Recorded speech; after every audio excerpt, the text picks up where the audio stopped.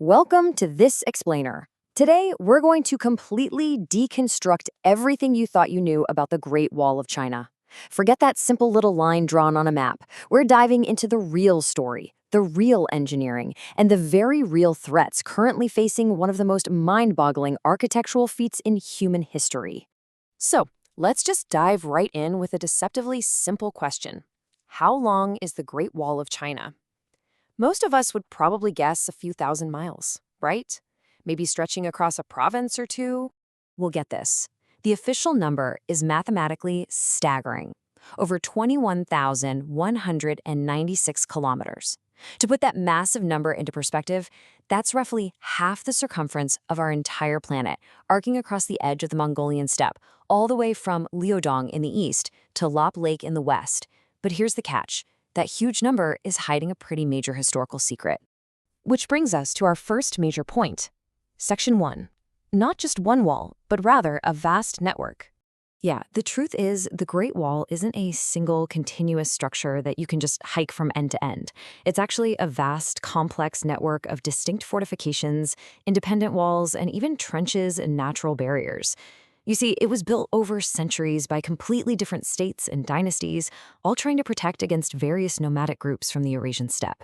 So instead of picturing one long, continuous brick fence, you really need to think of it as a series of overlapping, disconnected defenses built across historical northern borders. And historically, the people who actually built these fortifications rarely even called it the Great Wall. In fact, because of its association with past tyranny, later Chinese dynasties kind of avoided using the term altogether. Instead, they preferred these incredibly evocative, poetic names. They'd call it the Long Wall or the 10,000 Li Long Wall, which it was just a figurative way of saying it was immeasurably long. But my personal favorites have to be the informal names, the Purple Frontier and the Earth Dragon. It wasn't until much later, during the Qing period, that it universally became known as the Great Wall. Moving right along to Section 2, millennia in the making, exploring these dynastic efforts. So if we're talking about a collection of many different walls, how long did it actually take to build this massive earth dragon? Well, it definitely didn't happen overnight.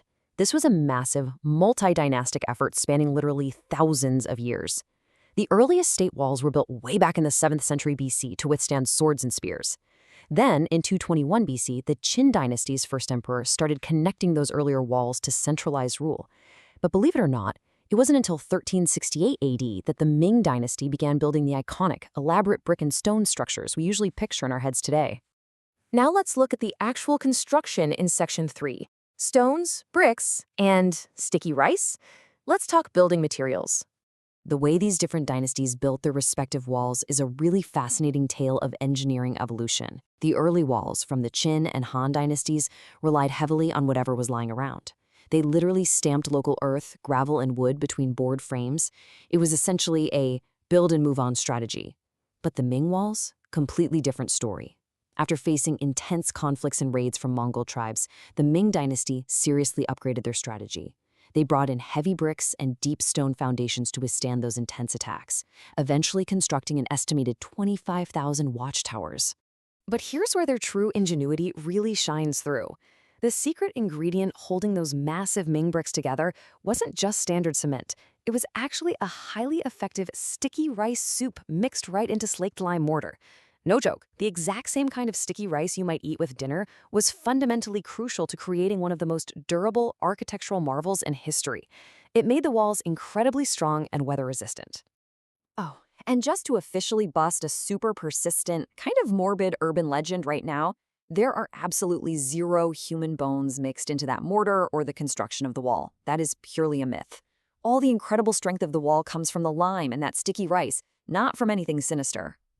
Speaking of myths, let's jump right into Section 4, debunking the space myth and its visibility from space.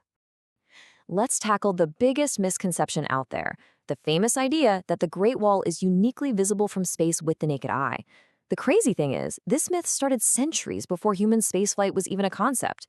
It began with a highly romantic but entirely fabricated claim by the English antiquary William Stukeley way back in 1754.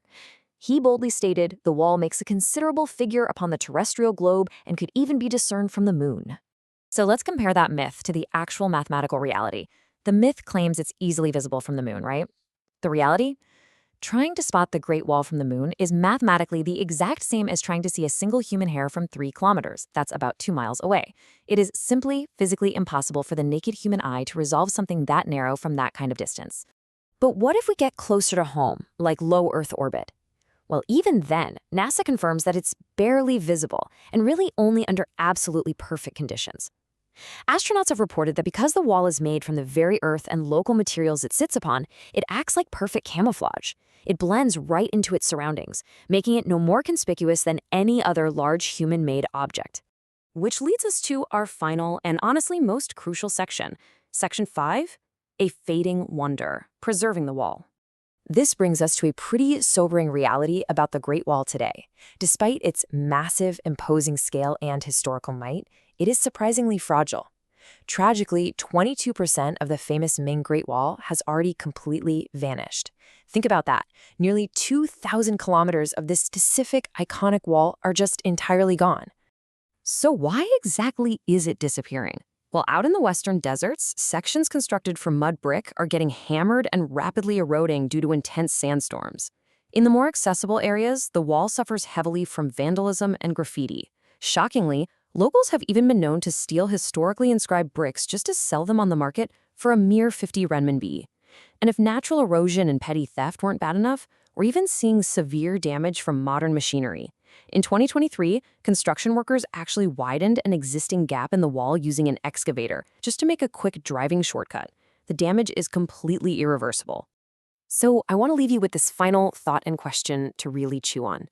As the Earth Dragon continues to weather, erode, and slowly fade back into the very landscape it was built from, how much of this phenomenal human achievement are we actually going to manage to save for the next millennia?